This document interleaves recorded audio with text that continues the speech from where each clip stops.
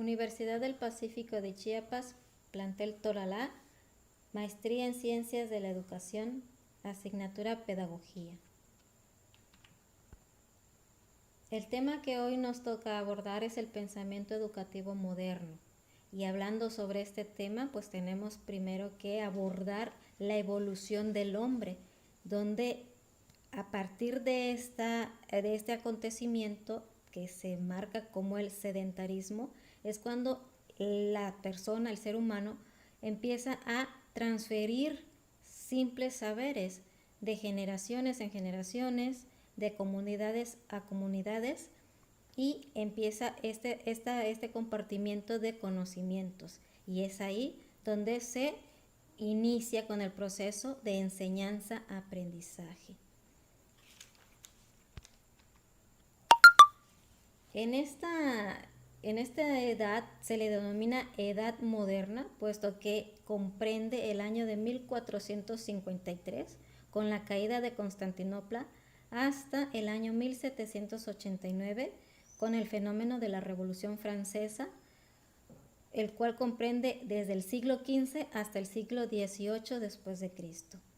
En este pensamiento pedagógico moderno trata y habla acerca de la concentración de poder, que en ese tiempo, en ese periodo de vida, estaba concentrado en el clero y la nobleza, quienes eran los que tenían un predominio por el régimen absolutista, en donde la sociedad estaba acaparada por ese poder, donde ellos tenían la capacidad de tener un régimen tanto en la vida política, en la vida religiosa, en la vida educativa y en la vida sociocultural. La Revolución Francesa terminó con ese régimen absolutista, y aquí es donde se presentan los llamados ilustrados o las personas enciclopedistas, llamadas así porque estaban apegados a la racionalidad y a la lucha en favor de las libertades individuales, puesto que en esa época la sociedad vivía oprimida. Había una clase muy baja donde no tenían acceso a la educación, a servicios de higiene y a servicios de una sociedad urbanizada como la que hoy nosotros estamos viviendo. El objetivo durante esa época de la era de las luces era usar la educación para mejorar la sociedad y el gobierno. Durante este tiempo, pues hubo muchos avances tecnológicos, científicos, por lo que tuvieron que transmitirse de alguna manera, y pues lo hicieron mediante numerosos enfoques diferentes. Uno de ellos fue el racionalismo, donde la creencia era que la razón es la principal fuente de conocimiento, y el empirismo, donde creían que la experiencia es la principal fuente del saber. En este pensamiento pedagógico moderno se caracteriza por el realismo.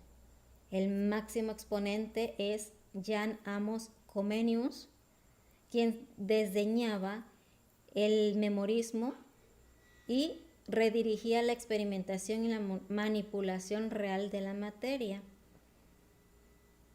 Este exponente nació del deseo de romper con la educación humanista de aquella época.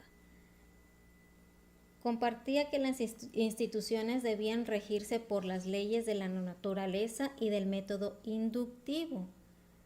Aunque no era la corriente del pensamiento cuestionada todavía, su precepto se basó en la docencia, tuvo un impacto muy importante en esa área, y a principios del siglo XVII se fueron desarrollando diferentes metodologías educativas que tomaban la experiencia real como principio rector. En ese siglo la sociedad en la edad moderna estaba constituida por las clases privilegiadas. Esas clases privilegiadas pues era la nobleza y el clero, que estaban en la parte alta de esta pirámide, y las clases medias y las clases inferiores. En las clases inferiores nos damos cuenta que estaban compuestas por los campesinos y por la burguesía, que eran las clases no privilegiadas, las clases que no tenían acceso a la educación, entre otras.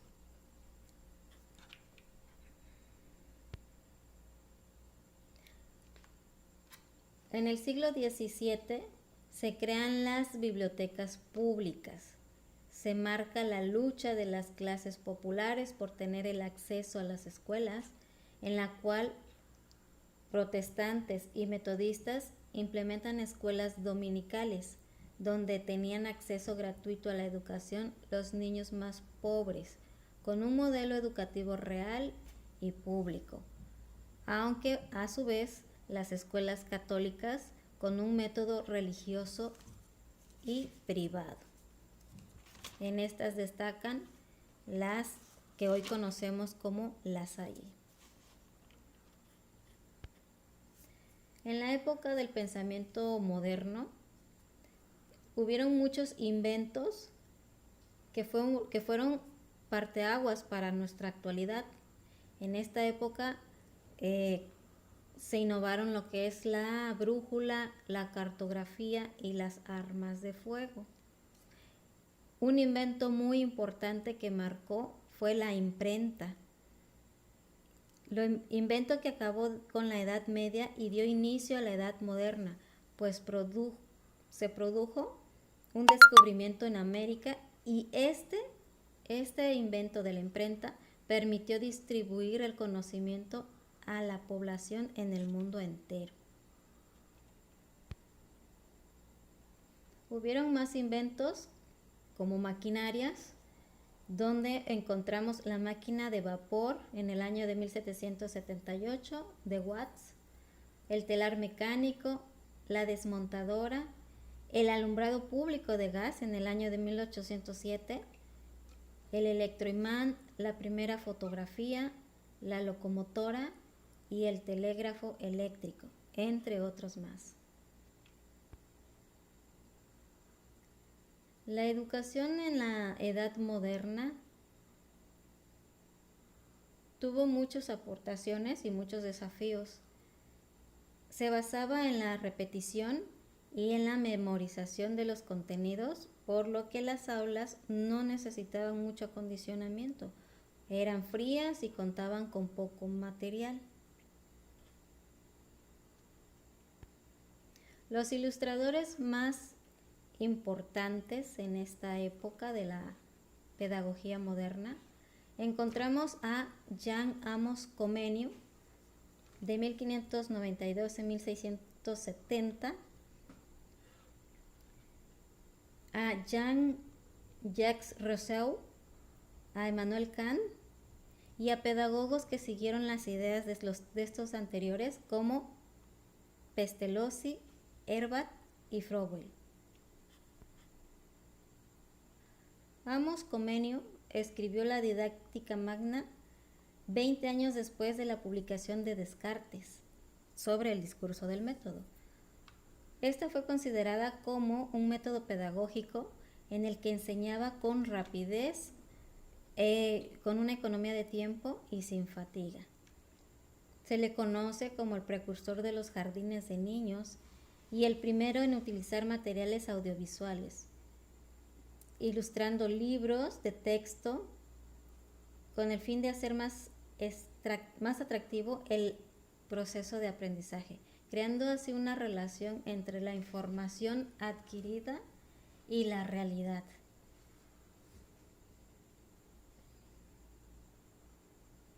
En esta época, Comenius defendió la idea de una educación que fuera igualitaria, que fuera incluyente y que fuera sin clases sociales, es decir, que todos pudieran acceder a la educación, desde niños hasta hombres y mujeres por igual, sin importar su nivel socioeconómico. Propuso que el Estado estuviera a cargo de la distribución y en la organización de la educación, que se vigilara que los niños de escasos recursos recibieran materiales para poder trabajar, para poder tener actividades didácticas dentro del plantel y tener las mismas oportunidades que los niños que tenían las posibilidades económicas para realizar sus estudios. Toma también relevancia el hecho de que se oponía a la violencia que en esa época imperaba, con los famosos azotes cuando los niños no podían realizar las actividades o memorizar ciertos conceptos que en su momento manejaban, ¿no?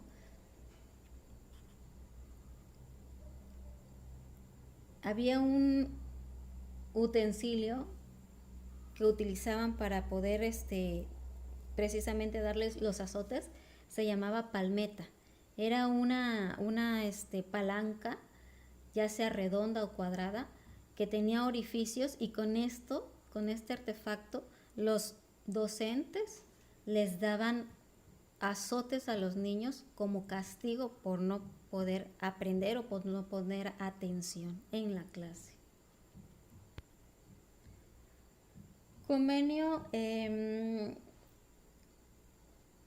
postuló 4 tipos de escuelas, que son las siguientes.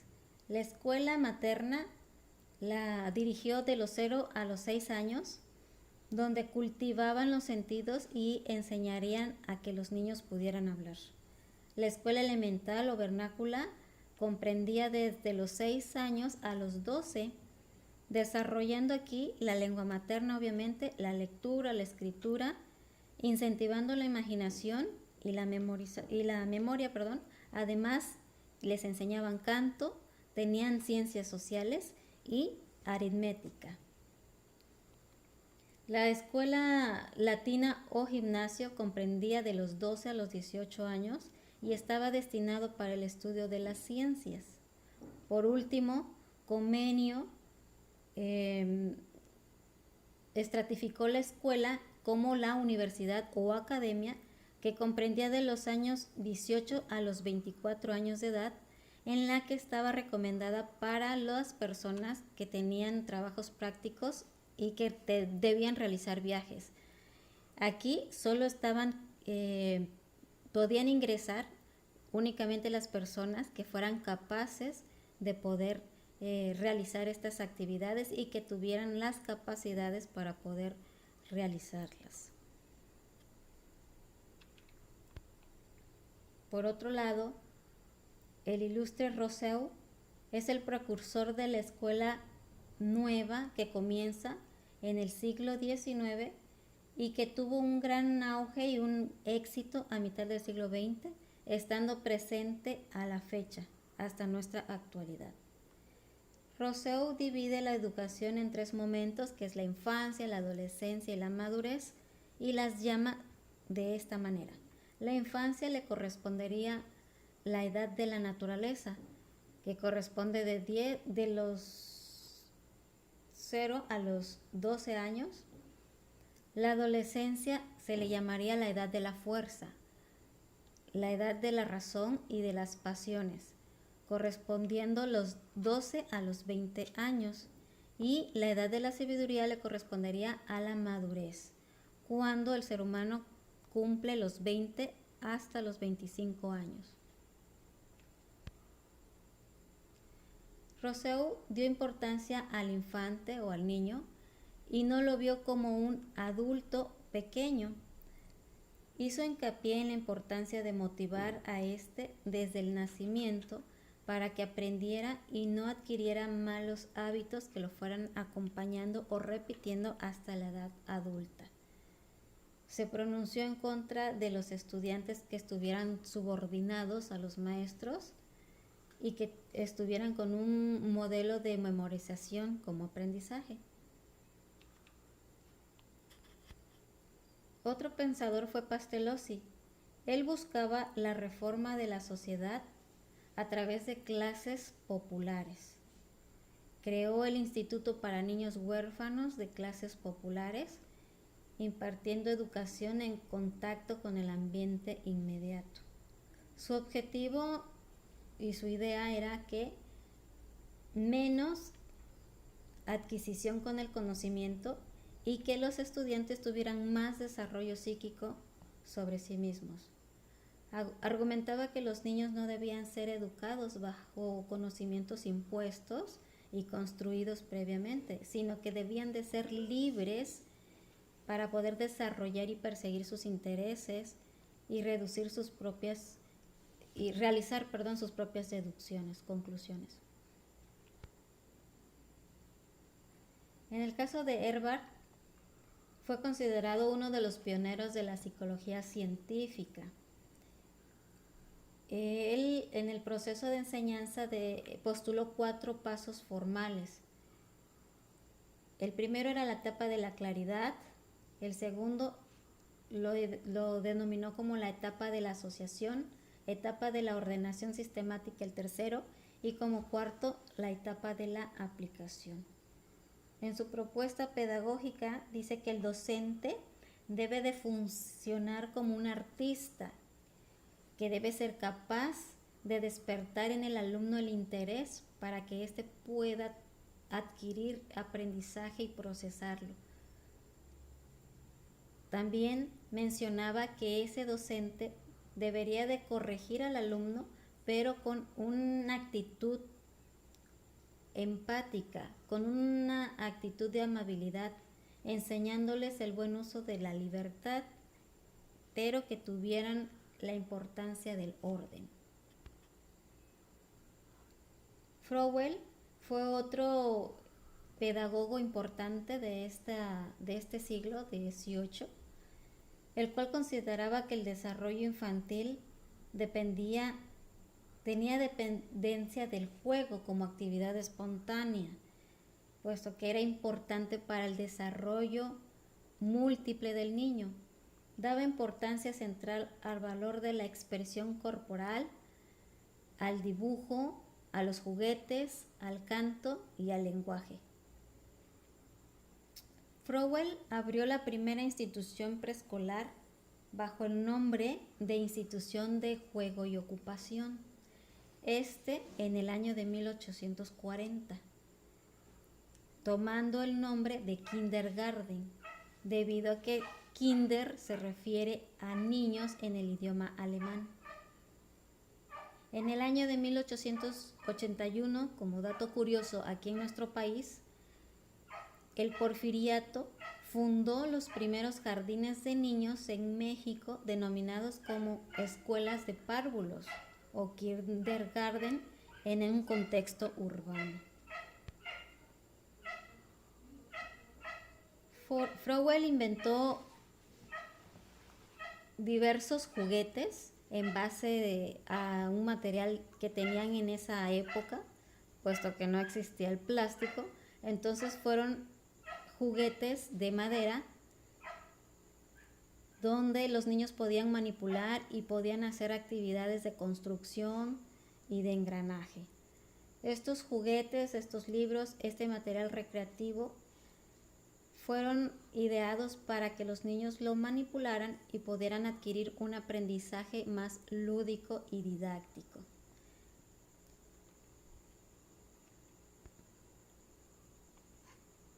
Durante la Revolución Francesa, pues también se enfocó con la exigencia de los